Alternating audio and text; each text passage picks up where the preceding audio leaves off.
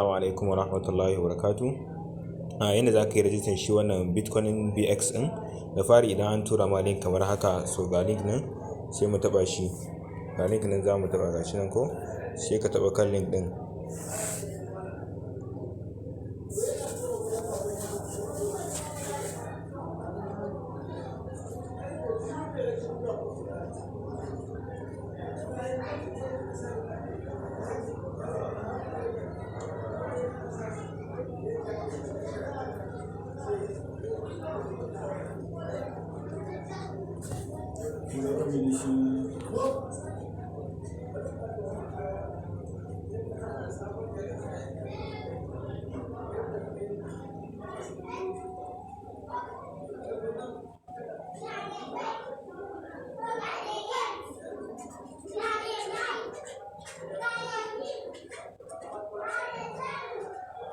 So bayan ya buɗe ma kamar haka, sai ka zo nan wurin kuma gashi nan wurin shine zaka cika details naka, gashi nan sai kai solving wannan calculation din. So nan wurin zaka sa username din wanda ya gayyace ka, wannan username ɗinka zaka sa, nan kuma email ɗinka, nan kuma password ɗinka, nan kuma sai ka yi solving din wannan calculation din.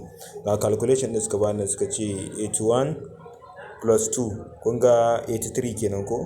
So yanzu sai mu sa username nan, wanda za a yi ma register ba za a sa username nashi.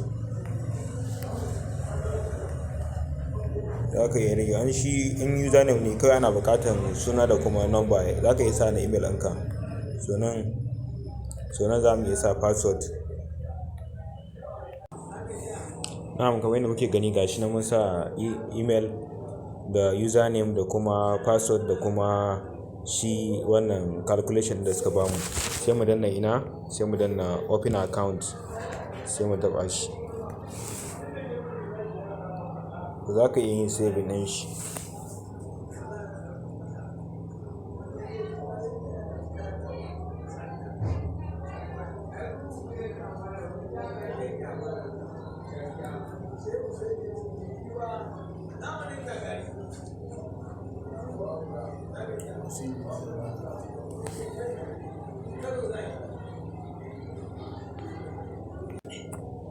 Kamar yadda kuke gani, nan ya gama loading kuma ya buɗe mana shi dashboard ɗin. Already nan an kammala register bayan ya gama processing. So abu next da za mu yi shine, za mu zo nan, idan za mu fara mining, za mu zo nan wajen,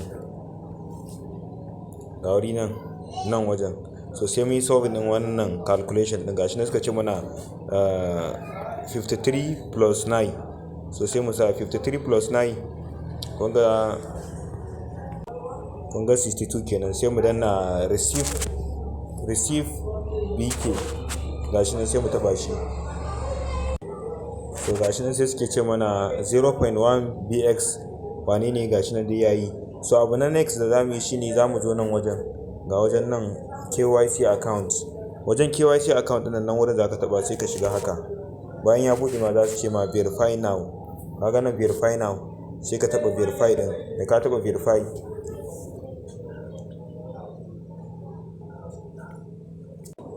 so kun ga ya nuna mana nan, ya ce waiting your confirm submit verification approval request. Da ya nuna ma haka, suka nuna ma release soon. So sai ka koma email ɗinka. Kun ga ya mai da ni baya ko, sai mu koma email, sai mu je email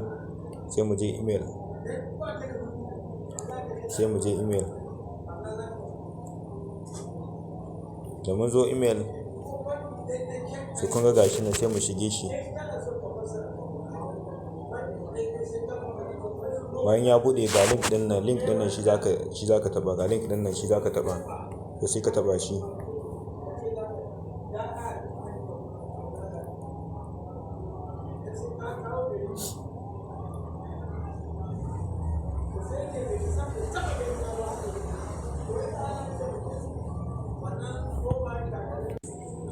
Yawwa, so kun ga bayan ya yi verifying, kun ga abin da zai nuna mana. Da ya buɗe ma link ɗin, so zai nuna ma your account has been verified. Sai su ce ma go to your account. So kun ga adadin kwanakin da za su ɗauka nan, sannan sai su yi launching insha Allah. Saura kwana 348. Daman shekara ɗaya ne suka ba da daman a yi mining ɗin nashi. shi wannan Bitcoin BX din. So yanzu an ci kusan kwanaki da satuttuka, so ga adadin kwanakin da ya rage nan insha Allah za su je mainnet. So da kai haka abinda za ka yi sai ka koma account ɗinka, tunda ya riga da ya verify, sai ka koma account ɗinka na shi, sai ka koma account ɗinka.